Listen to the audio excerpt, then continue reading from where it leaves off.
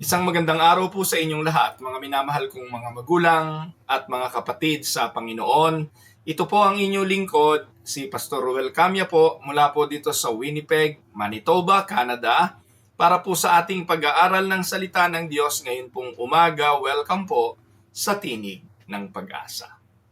Bilang pagpapatuloy po ng ating pag-aaral sa Aklat ng Mga Gawa, tayo po ngayon ay nasa chapter 11, verses 19 hanggang 30 ang ating pag-aaralan. Samahan po ninyo ako at atin pong basahin ang mga talata. At pinamagatan po natin ang pag-aaral natin ngayong umaga na A Church that Reflects God's Grace. Samahan po ninyo ako at atin pong basahin. Now those who had been scattered by the persecution that broke out when Stephen was killed traveled as far as Phoenicia, Cyprus, and Antioch, spreading the word only among Jews. Some of them, however, men from Cyprus and Cyrene, went to Antioch and began to speak to Greeks, also telling them the good news about the Lord Jesus. The Lord's hands was with them, and a great number of people believed and turned to the Lord. News of this reached the church in Jerusalem, and they sent Barnabas to Antioch. When he arrived and saw that the grace of God had done, he was glad and encouraged them all to remain true to the Lord with all their hearts. He was a good man, full of the Holy Spirit and faith, and a great number of people were brought to the Lord. Then Barnabas went to Tarsus to look for Saul. And when he found him, he brought him to Antioch. So for a whole year, Barnabas and Saul met with the church and taught great numbers of people. The disciples were called Christians first at Antioch. During this time, some prophets came down from Jerusalem to Antioch. One of them, named Agabus, stood up and through the Spirit predicted that a severe famine would spread over the entire Roman world. This happened during the reign of Claudius. The disciples, as each one was able, decided to provide help for the brothers and sisters living in Judea. So they did sending their gift to the elders by Barnabas and Saul. Pagpalain ng ating Panginoon ang pagkabasa at pagkadinig ng kanyang mga banal na salita na sa araw na ito'y ating pagbubulayan. Bilang pagbabalik-aral kahapon po ay nakita natin ang aralin tungkol kay Peter at kay Cornelio, kung saan ang sambahayan ni Cornelio sa pamamagitan ng kapangyarihan ng Diyos at ng biyaya ng Diyos ng pagliligtas ay nakakilala sa ating Panginoon. Subalit dahil si Cornelio ay isang Romano, isang Hentil, ay hindi ito sa pasimula kinalugdan ng mga kapatiran sa Jerusalem. Yung mga disipulo sa Jerusalem, when they heard that Peter goes to the house of Cornelius, sa halip na matuwa sila, nagalit sila eh. Ang sabi nila, bakit ka nakikisali? Bakit ka nakikikain? Bakit ka sumalo at pumasok sa bahay ng isang Hentil? Sapagkat alam natin noong araw ay hindi naman po talaga magkasundo ang mga Hudyo at ang mga Hentil, mga Gentiles o mga Samaritano o yung hindi nila kalahi. At dahil po dito, si Pedro ay nagpaliwanag. Ipinaunawa niya sa kapwa niya mga alagad at sa mga kapatiran sa Jerusalem na ang lahat ng nangyayaring ito ay utos ng Diyos at ang lahat ng naging kaganapan ay ayon sa kalooban ng Diyos. Sinimulan ni Pedro ang kwento mula sa kanyang panag-inip, yung bumababang kumot kung saan naandoon yung mga hayop na ipinagbabawal sa lumang tipan na kainin. Bilang paglalarawan ito ng Diyos na ang four corners of the world is now part of what His ministry is all about. Na ang kanyang layunin ng pagparito'y hanapin at iligtas ang mga nawala. Naunawaan ito ni Pedro at nang naipaliwanag niya ito ng maayos sa mga alagad sa Jerusalem, pati naman sila ay nanampalataya, pati naman sila ay naniwala sa ibinahagi ni Pedro at ang sabi nila, totoo naman na ang kaligtasan na para sa atin ay nandun din naman at para din naman sa mga Gentiles. In fact, nang ipinaliwanag ni Peter na yung bautismong tinanggap ng mga alagad sa Jerusalem sa Acts chapter 2 ay pareho ring karanasan na naranasan ng mga Hentil sa bahay ni Cornelio. So the same Spirit, the same baptism, the same Lord is the one who saved each one of them. So yun po yung nakaraang pag-aaral natin kahapon, at kung hindi nyo yung napanood, pwede nyo balikan sa YouTube channel natin, pati na po yung mga nakalipas nating mga video tungkol sa pag-aaral natin sa aklat ng mga gawa. Ngayon pong tayo'y naandito na sa chapter 11 verses 19 to 30. Simulan po natin ang pagtalakay nito sa pagpapahayag ng theme ng chapter na ito. Ano ang theme ng chapter na ito? Atin pong naisipakita sa tema ng pag-aaral na ito na God's sovereign grace builds His church through faithful witness, spirit-filled leaders, and generous believers. Tatlong bagay na mahalaga para ang isang iglesia ay tumayo. Para ang isang iglesia ay mapatunayan natin ito'y sa Diyos. At para ang isang iglesia ay makatupad sa layunin nito ayon sa gusto ng Diyos. May tatlong mahalagang bagay. Una, faithful witness, spirit-filled leaders, and generous believers. Itong tatlong bagay na ito, mga kapatid, kapag hindi ninyo nakita sa simbahang inyong dinadaluhan, maybe you are not in the right church. Because the right church that God built, merong faithful witness, may spirit-filled leaders, and generous believers. Ang simbahang ito ay hindi titigil sa pangangaral, hindi titigil maging witness, hindi titigil para magmisyon. At ang mga tagapanguna ng simbahang ito ay puspos ng Espiritong Banal, ang buhay ay nababago, namumuhay sa kabanalan, at ang mga kaanib ay nagiging mapagbigay. Ito po ang palatandaan ng isang iglesyang ginagabayan ng Diyos. At ito po ang theme ng ating pag-aaral ngayon, para patunayan at ipakita sa inyo na ito talaga ang larawan ng isang iglesia. Ngayon, ang main idea ng ating topic for today, the growth, maturity, and mission of the church are the results of God's grace working through His people. Bagamat, gusto kong sabihin sa inyo na mahalagang nandun yung faithful witnesses, nandun yung spirit-filled leaders, nandun yung generous giving ng mga believers, tandaan natin na hindi ito pagkilos lang ng tao. Ang lahat ng ito, ang growth, maturity, mission ng simbahan, ay resulta lahat ng biyaya ng Diyos na kumikilos sa buhay ng kanyang mga anak. That is the main idea. Huwag nating paghiwalayin yung idea na kaya nagtatagumpay ang simbahan ay dahil sa pagkilos ng mahuhusay na tao. Hindi. Huwag nating kalimutan, kung humuhusay man yung mga tao, kung humuhusay man yung mga leader, kung meron mang mga faithful witnesses at spirit-filled leaders sa church at generous believers, huwag ninyong kakalimutan, kaya sila nagkaganon dahil lang sa biyaya ng Diyos. Kaya ang laging sagot sa biyaya ng Diyos. Amen? Now, lilipat tayo, kung napansin ninyo kahapon, sa pagkukwento ng kasaysayan ng mga gawa, pagkatapos na si Esteban ay napatay, ang sumunod po sa scene ay si Philip. Hindi po ba? Kung kayo'y pamilyar at kayo'y sumusubaybay, pagkatapos ng kamatayan po ni Esteban, nangalat ang mga alagad dahil sa matinding takot. Sumunod sa kwento sa chapter 8, makikita natin si Philip. Ang naging kwento doon, si Philip, nakita niya yung Ethiopian eunuch, at sinabayan niya ito sa karwahe habang naglalakbay. Narinig niya nagbabasa ito, at ang binabasa yung aklat ng Isaiah, hindi niya ito naiintindihan. Ipinaliwanag ito ni Felipe, at pagkatapos naunawaan ito ng eunuko, nanampalataya, binautismuhan niya ang eunuch na ito, ang Ethiopian eunuch. And then, pagkatapos nun, biglang sumingit si Peter. Kung matatandaan ninyo, yung kwento ni Peter. Ano po?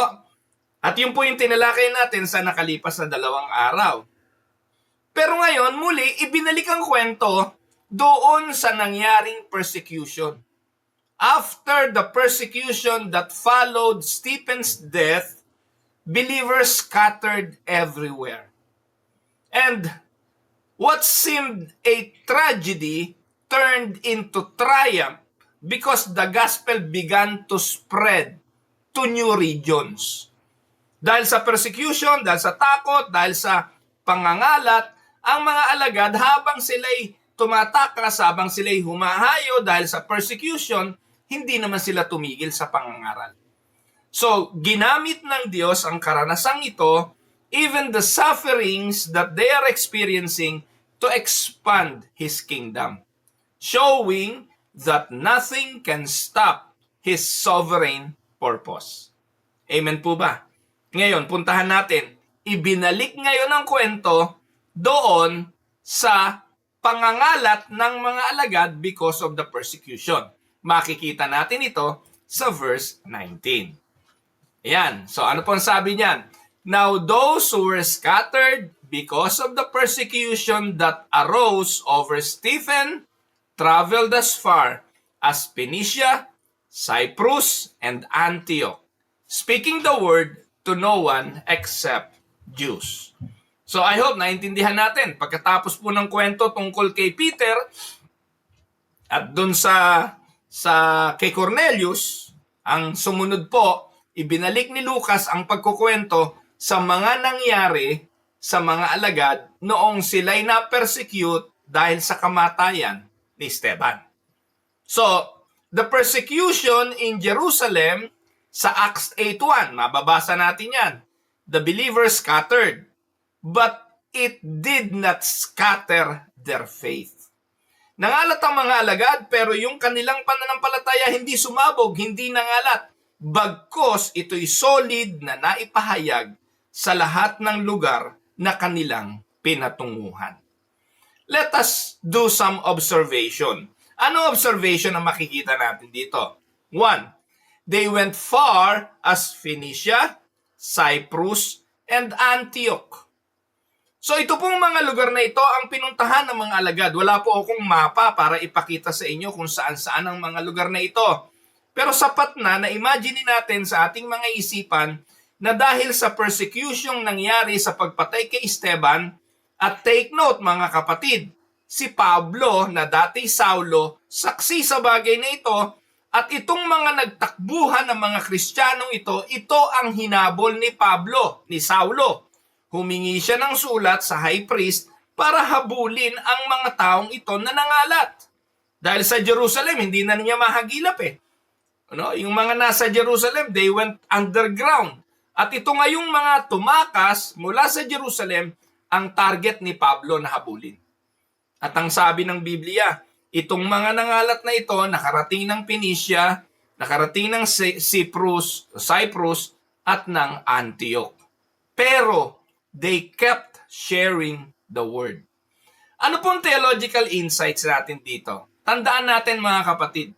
Ang Romans 8:28 nagsabi, all things work together for good to them that love the Lord, who are called according to His purpose. All things work together for good. To whom? To them that love the Lord. Yung mga iniibig ang Diyos, yung mga nagmamahal sa Diyos, at the same time minamahal ng Diyos, lahat ng bagay na nangyayari sa buhay nila ay nangyayari ayon sa kapahintulutan ng Diyos. God's providence turns even the persecution into mission. Yung hirap, yung pagtakas, yung takot para sa kanilang buhay ay ginamit ng Diyos para sa lalong pagtupad ng kanyang layuning, maipangaral ang ebanghelyo, hindi lang sa Jerusalem, hindi lang sa Judea, hindi lang sa Samaria, kundi sa bawat parte ng mundo. At dito makikita natin, they went far to Phoenicia, Cyprus, and Antioch. Sa pananampalatayang Reformed, ano ang ating pananaw dito? The advance of the gospel, take note, is not accidental. Sa ating pananampalatayang Reformed, naniniwala tayo walang aksidente mga kapatid. Sa lahat ng nangyayari sa buhay ng Kristiyano, ang tawag doon ay Father filtered. It is filtered by God. God allows it to happen kasi ang kanyang isipan, di natin isipan. Ang kanyang thoughts, hindi natin thoughts. Ang kanyang minds, hindi natin mind. Hindi natin kayang unawain ang mga ginagawa ng Diyos, pero ang Diyos na ito kailanman hindi nagkakamali. At walang aksidente sa Kanya kasi lahat naman ng bagay ay ayon sa Kanyang mabuting kalooban. Tama po ba? Pag hindi ganun ang inyong pananaw tungkol sa Diyos, mapupuno kayo ng hinanakit, mapupuno kayo ng sama ng loob, at ititreat nyo ang Diyos bilang isang killjoy na Diyos sa langit. Dahil lalabas, may pagkakataong may kinikilingan siya at may pagkakataong nagkakamali siya kapag ganun ang ating pananaw. Pero dahil sa ating paniniwala, lahat ng bagay ay part of God's sovereign plan, specifically for His elect, naniniwala po tayo, walang aksidente. Amen po ba? So the advance of the gospel is not accidental. It is all part of God's sovereign plan to gather His elect.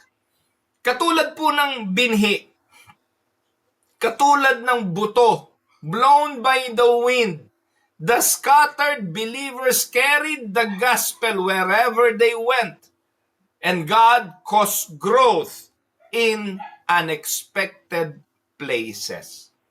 Amen? It went far as to Phoenicia, Cyprus, and Antioch. At dahil po doon, aasahan natin, may naging mananampalataya sa Phoenicia, may naging mananampalataya sa Cyprus, may naging mananampalataya sa Antioquia. In fact, sa Antioch, unang tinawag ang mga Christian bilang Christian. Let us go to verse 20.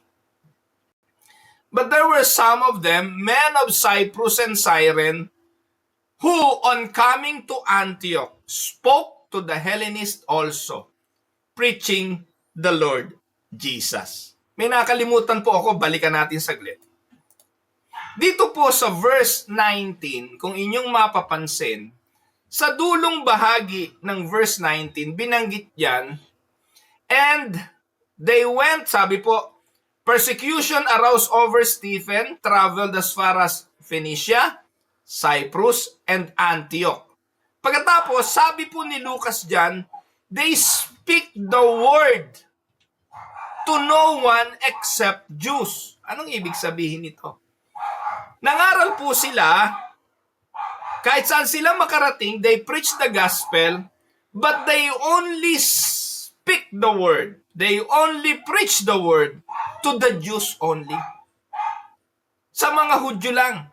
Hindi ko po sigurado, mga kapatid, kung anong dahilan. Marahil siguro nangangamba pa rin sila na kung sa mga hentil, baka lalo silang mapasama dahil kaaway na nga nila ang mga Hudyo, hinahabol na nga sila, kaaway pa nila ang mga Gentile, or nandun pa rin yung prejudice sa kanila na hindi naman maliligtas tong mga hentil na ito, kaya hindi nila ito binabahagi na ng salita ng Diyos dahil ang mga Gentiles kaaway nila. So, diyan binanggit na ang pangangaral ng salita ng Diyos ay to the Jews only. Pero sa verse 20, mapapansin, ito na po yung verse 20, ang sabi diyan, yung ibang nangalat, mga lalaki sa Cyprus at sa Cyrene, no, na nung dumating sa Antioche, hindi na lang sa mga Hudyo sila nangaral, pati sa mga Helenista. Ano po yung mga Hellenist? Ito yung mga mistisong Hudyo na to. Mga may asawa na to na hindi Hudyo, at sila mga kapatid ay binahaginan din ng salita ng Diyos. Naalala ko po mga kapatid, ang Unida Christian Church of Canada Aminin natin o hindi, nung dumating po kami rito sa Canada, talaga target namin Filipino lang. Ang hirap kayang magministeryo sa mga puti. Ang hirap kayang mag-share ng gospel sa mga puti. Ang hirap ng kai-English. No? Ang hirap po na mag-explain, ang hirap mag-evangelize, napakahirap. Kaya para madali, para sa amin, we decided to go to the fellow Filipinos. Pero later on, makikita ninyo talaga namang hindi naman ang ebanghelyo para sa Filipino lang eh. So, merong mga Filipinong consider nating mga Hellenist na, nakapag-asawa na ng puti. May mga anak na dito na ipinanganak. So, our ministry went even farther. Hindi na lang sa Filipino, naging sa ibang mga lahi na. Ganun-ganon ang nangyari po dito sa Acts 11:20. Ano po? To observe, makikita natin some believers cross a cultural boundary, preaching not only to Jews but also to Greeks. Naalala ko si Pastor Ruben eh. Pastor Ruben Del Rosario, yung amin pong chairman ng board. Meron pong mga members sa kanyang church na mga puti. Ano po? Yun po yung mga sinusundo niya pa, dinadala niya sa kapihan, pinag-i-invest ng time, ng effort, ng money para sunduin. At si Pastor Ruben ngayon the whole time, pagtayo sa pulpito, kung isang oras magsasalita yan, kaya na po niya mag-sermon ngayon ng isang oras na puro English. Eh, ikaw ba naman, araw-araw kasama mo itong mga taong to, di gagaling ka rin sa English. So, ito po yung naging obserbasyon natin dito. Some believers cross the cultural boundaries and they preach not only to the Jews but also to the Greeks. Anong application nito? Tandaan, the gospel breaks down barriers of race, barriers of culture, and barriers of language. Laging biruan dito eh. Kapag nagsesermon yung pastor, tinitingnan sa kongregasyon, meron bang bisitang puti? Pag wala naman, Tagalog. Pag may bisitang puti, kahit isa, talaga hong magkukumahog ka sa English.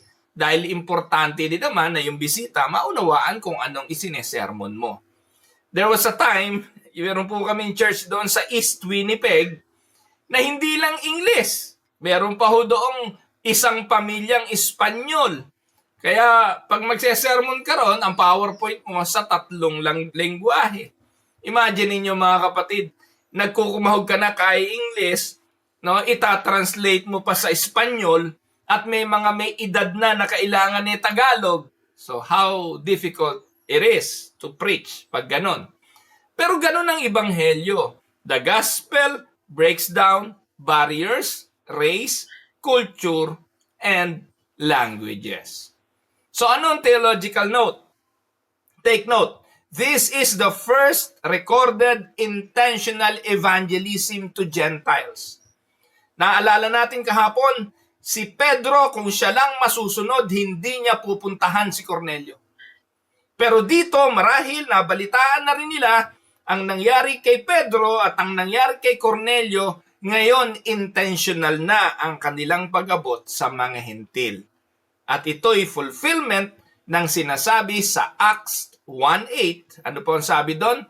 Ang sabi ng talata, and you shall be my witnesses in Jerusalem, in Judea, in Samaria, and to the uttermost part of the earth. So tinupad ang layunin, natupad ang Acts 1:8.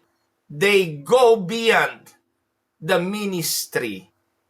No, it breaks down the barriers of race, culture, and language. Anong reform thoughts? Tandaan, God's grace is not limited by ethnicity. Ito po ang ating pananampalataya. Hindi tayo naniniwala na ang kaligtasan ay para lang sa mga Hudyo, para lang sa mga Pilipino. It extends to all whom God will call. Hindi tayo namimili. Kahit na pinakamasamang tao, ang sabi ni Pablo, na siya ang chief among them, ay iniligtas ng Diyos. Kapatid, hindi mo alam kung sino ang pinili ng Diyos para sa kaligtasan. Kaya ang ating trabaho, mangaral, ibahagi ang ebanghelyo sa kahit sa sino pa mang lahi ito. Amen? Tandaan, like the river that flows beyond its banks, the gospel cannot be contained. It flows to all nations. Para itong baha, Kahit na anong flood control ang gawin mo, lalo na nga kung ghost project lang ito, hindi kayang pigilin ang baha. Ganito ang Ebanghelyo. It will flow beyond its banks and it cannot be contained. Amen? Now, let's go to verse 21. Verse 21, and the hand of the Lord was with them, and a great number who believed turned to the Lord. Napakaganda nung phrase na yon. The hand of the Lord was with them. Anong meaning nito? Mga kapatid, ang takot, likas. Ang takot, ang nerbiyos, likas yan. Hindi madaling tumayo sa harapan ng mga tao't mangaral. Likas po sa atin na matakot baka tayo magkamali. Likas po sa atin yung takot na baka hindi tayo magustuhan. Baka mapahiya tayo, baka tayo'y alipustain sa ating mga sinasabi. Likas yun. Pero dito mga kapatid, makikita natin ang source ng kanilang tapang. Makikita natin ang pinagmumula ng kanilang lakas ng loob. Ano ang sabi? The success of their mission was not due to their skill, but God's sovereign power. They were able to extend the ministry beyond border, beyond race, beyond culture, because the hand of the Lord was with them. Huwag ninyo itong kakalimutan. Ikaw na mangangaral, ikaw na nagbabahagi, lagi mong isipin, ang Diyos ang magbubukas ng iyong mga labi. At ito po'y nagresulta ng ano? Ang sabi ng talata, a great number who believe turned to the Lord. Many believe and turn to the Lord. Ito po'y divine work of conversion. Hindi gawa ng tao, hindi gawa ng magaling na ebanghelista. Yung evangelist, siya ay instrumento. Ang inyong lingkod sa oras na ito'y instrumento. Ang kagandahan lang sa panahon ngayon, yung mga instrumentong katulad ko, nagagamit na ang teknolohiya, nagagamit ang Facebook, nagagamit ang internet para ipahayag ang ebanghelyo. Hindi ko na kailangan umalis ng aking bahay para ipangaral kung saan man umabot ang mensaheng ito. At kung ito'y babagsak sa piniling puso ng Diyos para sa kaligtasan, naniniwala ako, this can be an instrument of God. Not because I am good, not because I am better than any other pastor. It is because the hand of the Lord was with me. The same with any other preachers. Amen? So, yun po yung nakita natin dito. Kaya, ano ang theological emphasis nito? Faith and repentance are gifts of God. Yung pananampalataya at ang pagsisisi, galing din yan sa Diyos. Kaya yung conversion, ano ba ang involved sa conversion? Diba? Repentant of sin and faith. Ang totoo na regenerated, yung born again, yung binago na ng Diyos ang puso, yung pinalitan na ng pusong laman, yung pusong bato, magre-resulta ito ng tinatawag na conversion. Alam nyo mga kapatid, kaya napakahalaga ng theological study eh. Kasi ang daming pastor ngayon, pinagsasalo, pinagbabali-baliktad pa at pinag-iisa lang yung conversion at saka yung pagiging born again. Minsan nga, baliktad pa eh, sasabihin eh, manampalataya ka para ka ma-born again. Narinig nyo na po ba yon sa pastor? Yung pag ikay nanampalataya, nun ka lang maboborn again. Yun po'y baliktad. Ang tao patay sa kanyang kalagayan, hindi siya makakapanampalataya. Hindi siya mako-convert. So anong kailangan gawin? Ang kailangan gawin, buhayin muna siya ng Diyos. At buhayin siya ng Santong Espiritu. Kapag binuhay siya ng Santong Espiritu, magre-resulta ito ng conversion. Ano yung conversion? Iyon yung pagsisisi ng kanyang kasalanan at pananampalataya kay Jesucristo. At tandaan ninyo, pati yung conversion, gawa yun ng Diyos. Ephesians 2:8, anong sabi? For by grace, you have been saved. Ang kaligtasan ay biyaya. Through faith, sa pamamagitan ng pananampalataya. And this is not your own doing. not the works of a flesh, so that no one may boast. Maliwanag pa sa sikat ng araw yon, mga kapatid. Sa biyaya, tayo nangaligtas sa pamamagitan ng pananampalataya at ito'y hindi atin. Hindi ito bunga ng mabuting gawa. Ito'y gawa ng Diyos upang walang sinuman ang magmalaki. Amen? Faith and repentance are gifts of God. Amen? Now, our task, my task, your task, bilang mga mangangaral, bilang mga lingkod ng Diyos, bilang mga mananampalataya, our task is to proclaim Christ faithfully. It is God who brings result. Amen? Ang Diyos ang siyang gumagawa ng resulta.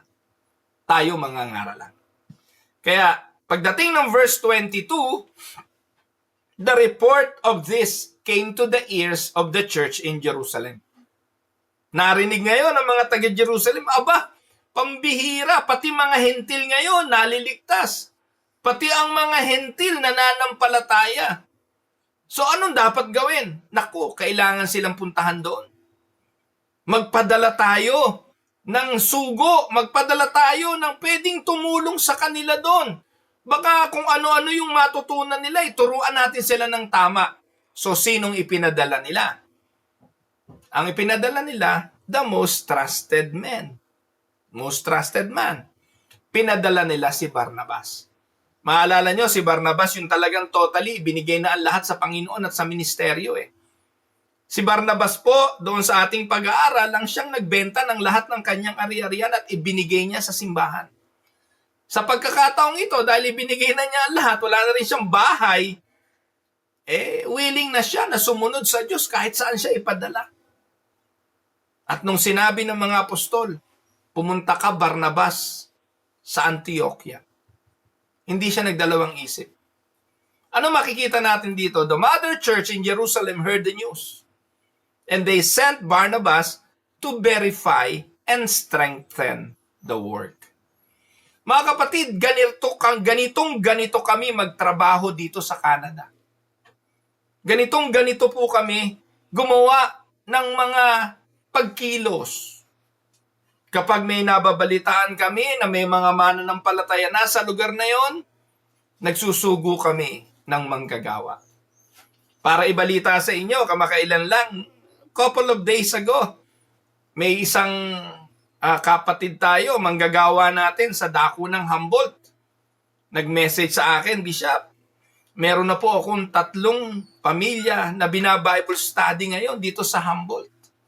Yung pong Humboldt ay sa Saskatchewan din yon. Alam niyo po yung Saskatchewan, may simbahan na po tayo roon, yung simbahan ni Pastor Epi Bautista at ni Ate Loida Bautista. Yung mag-asawa, nandun sila sa Yorkton. Pero meron pong isang manggagawa na tumutulong sa kanila doon, yung kapatid na Jessie at Belle Pineda, mga taga-Humboldt yung mga yon. Kung di ako nagkakamali, 2 hours and a half pa yun mula sa Humboldt papuntang Yorkton. Lagi ko pong ini-encourage itong si kapatid na Jessie na mangaral sa Humboldt. At ang balita nga po niya sa akin nung isang araw, meron ng 3 pamilya. At nakakatuwa dahil ang sabi niya, pagdating ng araw, Bishop, baaring magkaroon din tayo ng iglesia sa Humboldt.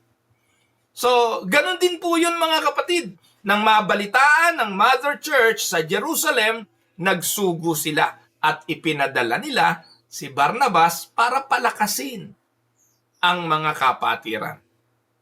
Makikita po natin dito yung early church accountability and unity. Hindi po pwede na walang nangangalaga. Wala pong iglesia, mga kapatid, na hindi pinangungunahan at ginagabayan ng mga accountable leaders. It is very important na ang iglesia ay merong inang iglesyang nangangalaga. Kaya kami ho rito, nung ang inyong lingkod ay dumating dito sa Canada ng 2012, pwede pong maging makasarili si Pastor Ruel. Pwede pong maging makasarili na lang ako at ang intindihin ko ay ang iglesia na lang sa Winnipeg. Bakit ko ba papaguri ng sarili ko?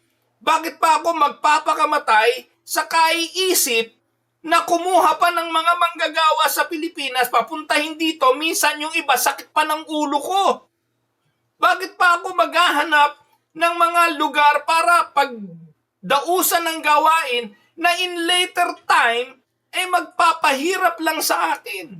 Alam niyo po, pinakamadali kong gawin during that time? Mag-concentrate na lang ako sa Winnipeg. Ang sarap na sana ng buhay ko, wala ako masyadong isipin. Ang sarap na ng buhay ko, magsesermon lang ako linggo-linggo. 7 taon na lang po at ako'y magre-retiro na, 65 na, hayay-hay na ang buhay ko. Pero ngayon mga kapatid, hindi ko maisip paano ang gagawin kapag 65 na ako. Gayong ang ministeryo ay palago ng palago at palago pa. Ang nilalagay ko na lang sa isipan ko, Bishop Kamya, Pastor Kamya, hindi mo gawain yan. Gawain ko yan. Kaya we need accountability. Ang ginawa po namin, nagpatuloy po kami, ang unang ginawa ng inyong lingkod, sa pangunguna po ng konsilyo ng iglesia sa Winnipeg, we established a mission board. Imagine niyo, isa pa lang ang simbahan. Winnipeg pa lang ang simbahan, pero nagtayo na kami ng mission board. Bakit? Ina-anticipate po kasi namin na hindi lang Winnipeg ang magiging simbahan. Hindi lang Winnipeg ang mga aabutin ng Diyos na Filipino dito sa Canada. At doon nga po nagsimula ang paglawak ng gawain dito sa Canada. Para po ipaalam sa inyo mga kapatid, ang Canada ang second largest country in the world. Second to Russia. In terms of land, in terms of lawak ng sakop. Kung inaakala ninyo na kami nagkakatagpo ng mga pastor dito o na regular basis, nagkakamali kayo. Ang layo ko kay Pastor Ruben kung magdadrive, 19 hours. Ang layo ko sa Grand Prairie kay Pastor Alvin Kawili, 24 hours. Ang layo ko sa Calgary kay Pastor Raymond Bakatumpag, 16 hours. Ang layo ko sa Fox Creek kay Pastor Jay Gayas, 20 hours.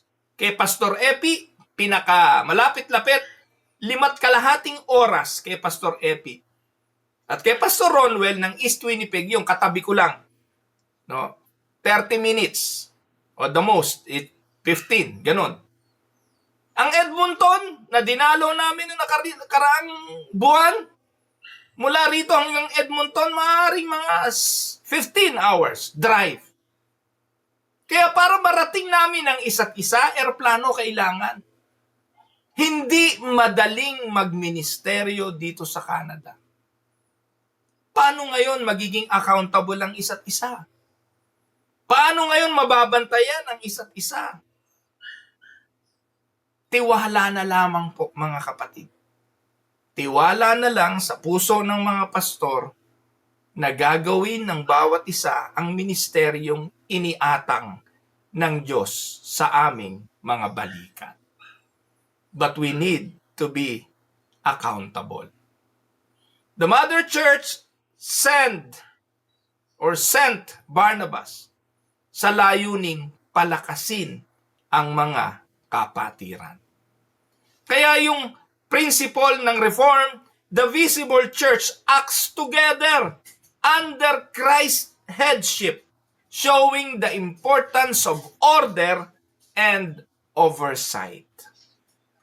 Amen? Hindi po nagpapabayaan. Hindi palibasa, malakas na ang Winnipeg.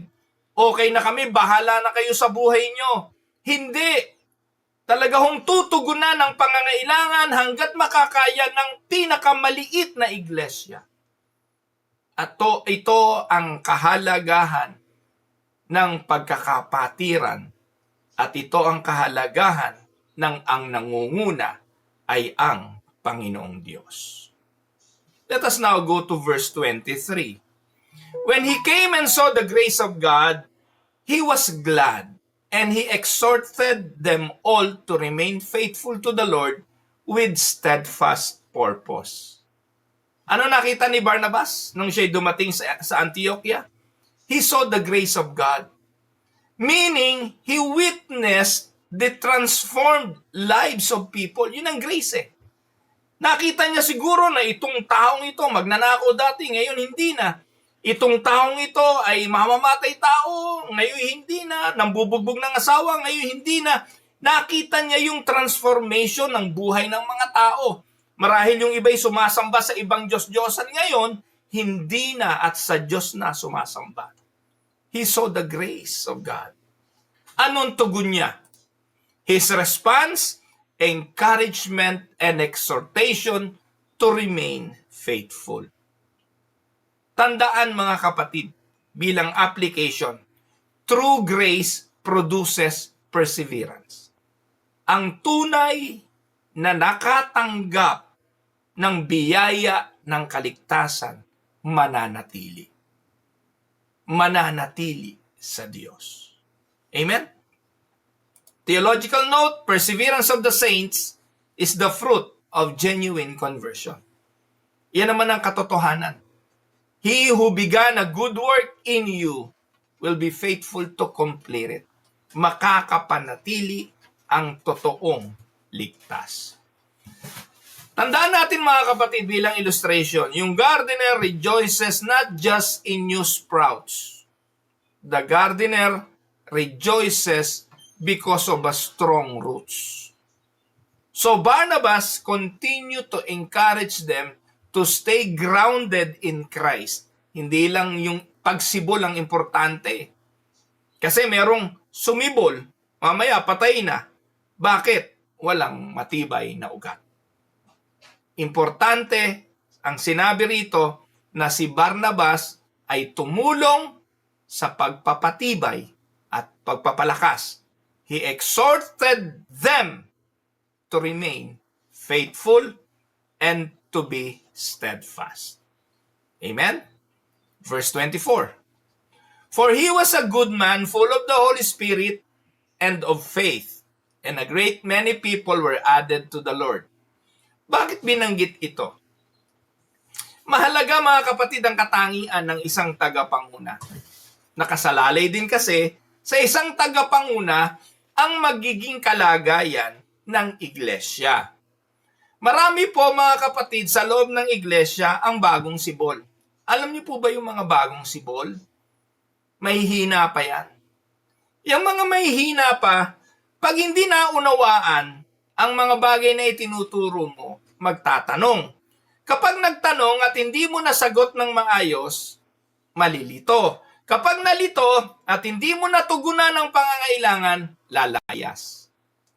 Kaya napakalaki ng role ng isang pastor sa mga ganitong klase ng sitwasyon. Meron kaming kinuhang pastor sa Pilipinas, akala namin ubod ng galing eh.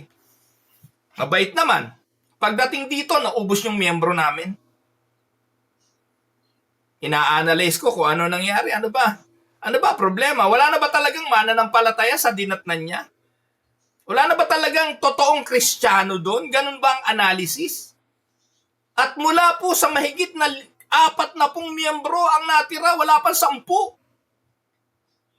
Pero dito po ang linaw-linaw naman eh. Ito yung katangian dapat ng pastor. Ang sabi po sa verse 24, dapat good man, full of the Holy Spirit and of faith. Good man, full of the Holy Spirit and of faith.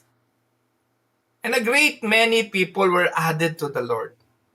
Because of that, nadadagdag, hindi nababawasan. Kapatid, hindi dapat maubos, dapat nadadagdagan.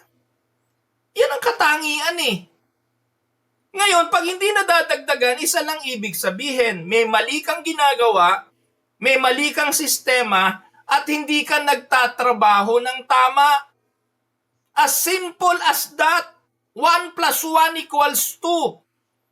Pero makikita natin dito yung success of the ministry of Barnabas. The success of Barnabas' ministry flowed from his character. godly, spirit-filled, and faithful. Hindi yung nagtampo yung miyembro. Wala na, hinayaan na. Sasabihin, hindi yan ligtas. Hindi yan totoong mananampalataya. Kagaganon ang kagaganon, kapatid. Wala nga matitira sa miyembro mo dahil marunong ka pa sa Diyos. Pag nagtampo sa'yo dahil hindi naintindihan, tinuro mo, isasabihin mo, hindi talaga mananampalataya yan. Mga kapatid naman, huwag ninyong kalilimutan, may mga kapatirang mahihina. May mga kapatirang nun palang sumibol na kailangang palalimin ang ugat. Hindi ko po tinataas si Pastor Epitacio Bautista. Hindi ko po tinataas si Pastor Ruben Del Rosario. Alam niyo po ba si Pastor Ruben, meron po yung mini-ministeryohan na isang pamilya. Isa. Na 2 hours ang biyahe para lang puntahan. Pero tsinaga. Yung Edmonton ministry namin ngayon, yung pong Edmonton, almost 1 hour yun from Lidok. Tsinaga. Ngayon po mga kapatid, 2 taon na po yung Edmonton Mission. At nung pumunta po ako nung nakaraan doon sa kanilang celebration ng 2nd year, grabe po yung mga kapatiran. Grabe po yung kanilang pag-ibig sa iglesia. Hindi lang po kay Pastor Ben, hindi lang po sa amin, kundi sa iglesia. Si Pastor Epi, nang dumating po yan sa Saskatchewan, ilan lang naman yung pamilyang dinatnan niya ron. Pero ngayon, bawat kaluluwang nakakarating ay nadadagdag. Awa ho ng Diyos, wala pa hong balita si Pastor Epi sa akin na may isang pamilyang umalis. May ilang kapatirang hindi na sumisimba. Wala. Bakit? Kasi pag alam ng pastor yung gagawin niya, kapag alam ng pastor yung kanyang ministeryo, tama ang doktrina at tama ang pamumuhay, katulad ni Barnabas, makaka-encourage. Hindi mangwawasak. Tapos papalabasin na, kaya naman mga nagsialis kasi hindi ligtas. Mga kapatid, pag-isipan niyong mabuti. At ikaw bilang lingkod ng Diyos, kung lingkod ka ng Diyos, magiging katulad ka ni Barnabas. Una, yung karakter ay godly, spirit-filled, and faithful to the Lord.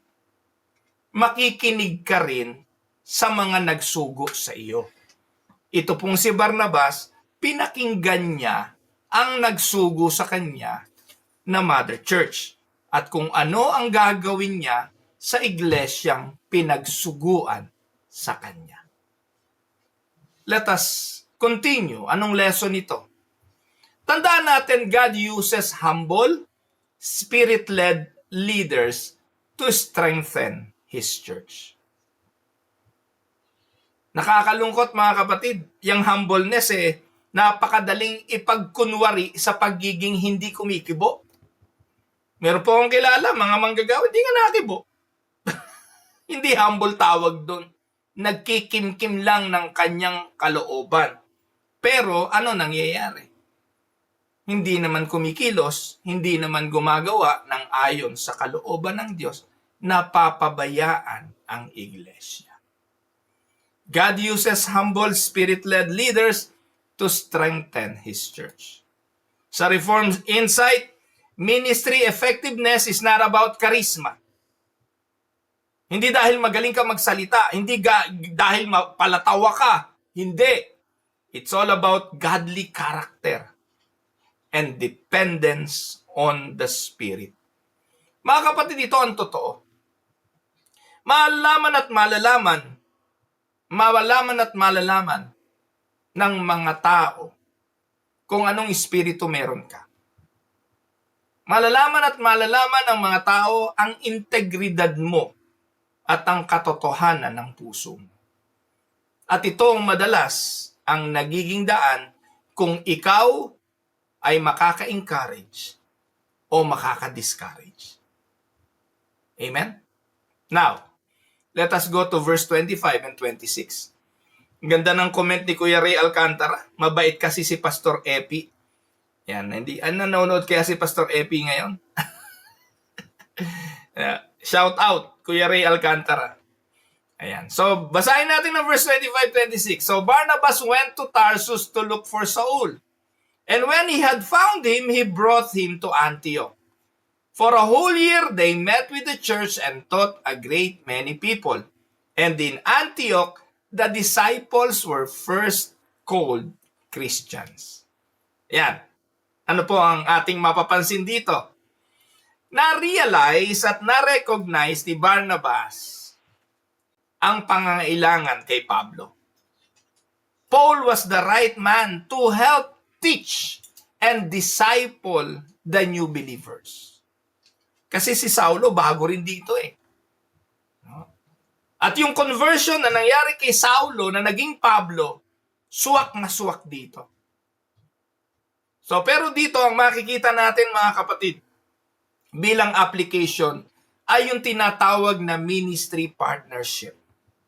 Discipleships are vital to church growth. Mga kapatid, ang iglesia ay hindi lalago kung ikay nag-iisa.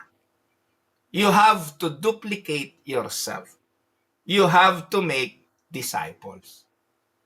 Kaya dito sa Canada, medyo kahit mahirap ang gawain, ako po mga kapatid ay nagagalak dahil pinadalan kami rito ng Diyos mula sa Pilipinas, ng Pastor Ruben, ng Pastor Epi, ng Pastor Alvin Kawili, ng Pastor Raymond Makatumpag, ng Pastor Jay Gayas, mga lingkod ng Diyos, ng Pastor Ronwell Cruz, mga manggagawa na itinalaga ng Diyos para maging mga katuwang.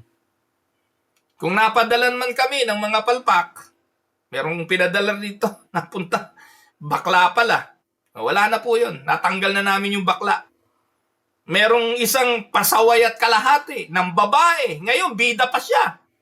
Ng babae. Palibasa pinatawad ng asawa, gusto niya, balik na rin siya. Hindi ho kami ganun.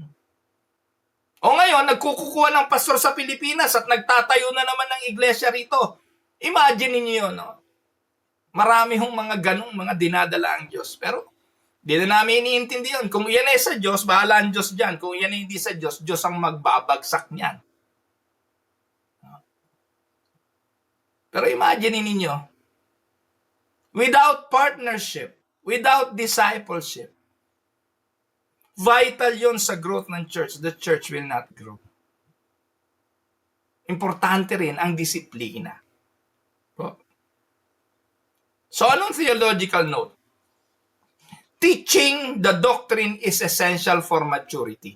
2 Timothy 3:16-17. At ito ang ginawa ni Pablo at ni Barnabas. 1 taon, ang sabi diyan. For a whole year, they met with the church and taught a great many people. Dahil dumami sila sa Antioquia, ano ang sabi? The name Christian first appeared, signifying their identity in Christ, not their background. Amen? So, just as a light cannot be hidden, their Christ-like lives shone so brightly that the world gave them a new name. Dati Greek, dati Gentiles, dati Antiochians, now they are Christians. Amen?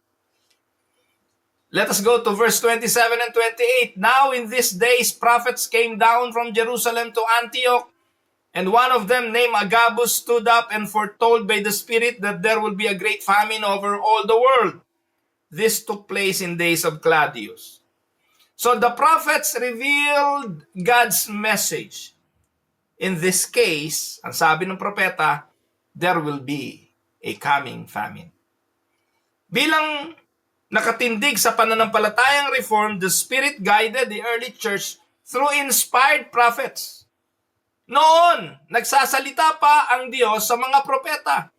Pero sa ngayon, hindi na. God guides through His completed word. Sa Hebrews 1:1 and 2, kumpleto na ang salita ng Diyos. Hindi na siya magsasalita sa kung sino mang apostol o propeta kung hindi sa pamamagitan na ng Biblia. Kaya, importante mga kapatid, the church must be spiritually discerning and responsive to God's revelation. Amen? Baka naman i-apply nyo yan. Ako, pwede pa palang ganyan. May mga prophet pa pala, nagpe-predict. No? Meron ho kasi isang Aprikano na preacher na nakikita ko ngayon sa TikTok na kung saan, kung ano-ano sinasabi sa bansang Pilipinas at nahulaan niya raw yung mga lindol, yung mga bagyo at kung ano-ano. Marami na pong ganyan. Pwede ko rin pong hulaan mga kapatid. Araw-araw manghula ako Nasabihin ko na sa 2026, sa kalagitnaan ng 2026, may mamamatay na sikat na artista. Pwede ko namang sabihin sa January, magkakaroon ng isang malaking pagbabago sa politika. Pwede namang sabihin ko sa February, magkakaroon ng kaguluhan sa pagitan ng China at ng Pilipinas. Hindi po ba? I can say whatever I want. Kung makatsamba, lalabas ba na ako'y propeta? Sigurado, pag nakatsamba ako, sabihin nyo, ang galing.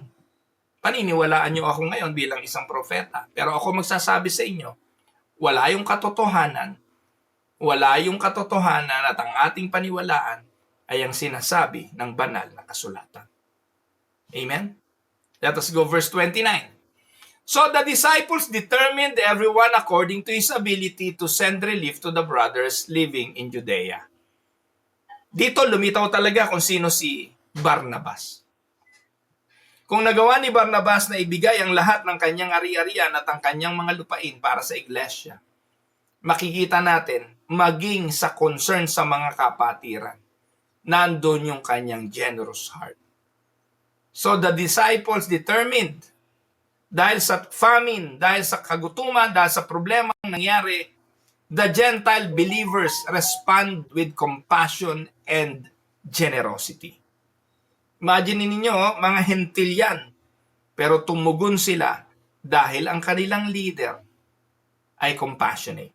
Dahil ang kanilang leader ay generous. Tandaan ninyo, larawan ng tagapanguna. Larawan ng iglesia. Ano tawag doon? Yung iglesia ay larawan ng kanyang tagapanguna.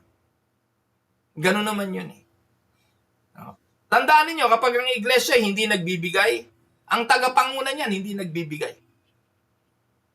Pero the church will always be a reflection of its leaders.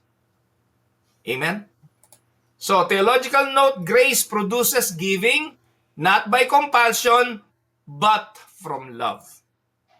Ang Reformed application, good works flow from genuine faith, not as a means of salvation, but a fruit of faith.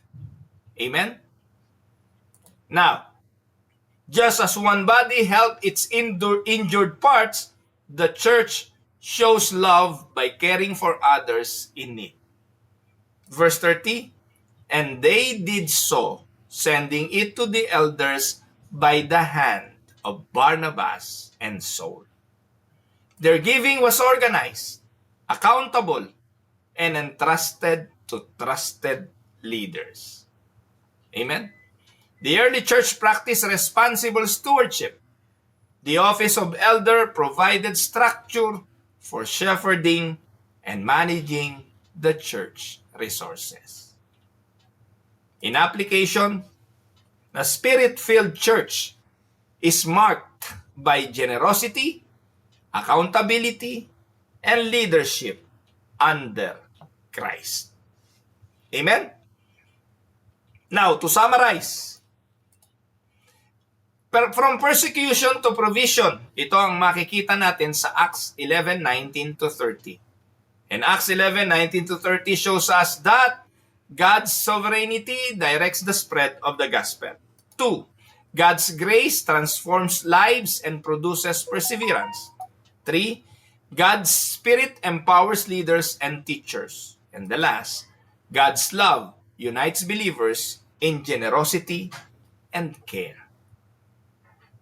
So narito po ang ilang reflection questions para sa inyong mga pagbubulay-bulay. 1. Are we remaining faithful and steadfast like the believers in Antioch? Do others see the grace of God in our lives and ministry? How can we grow in generosity and care for others as the Antioch Church did? Amen? Purihin po ang Panginoon, tayo po'y manalangin. Our Heavenly Father, thank you for showing us that your grace builds your church. Help us to be faithful witness like the believers in Antioch, Spirit-filled encouragers like Barnabas, and generous servants like those who gave the needy. May our lives reflect your grace that others may see Christ in us. This is our prayer in Jesus' name. Amen and amen. Purihin ang Panginoon, pagpalain kayo ng ating Diyos na buhay. Ito po ang inyong lingkod, si Pastor Ruel Camia mula po dito sa Winnipeg, Manitoba, Canada, para sa ating pag-aaral ng salita ng Diyos dito po sa Tinig ng Pag-asa. God bless everyone.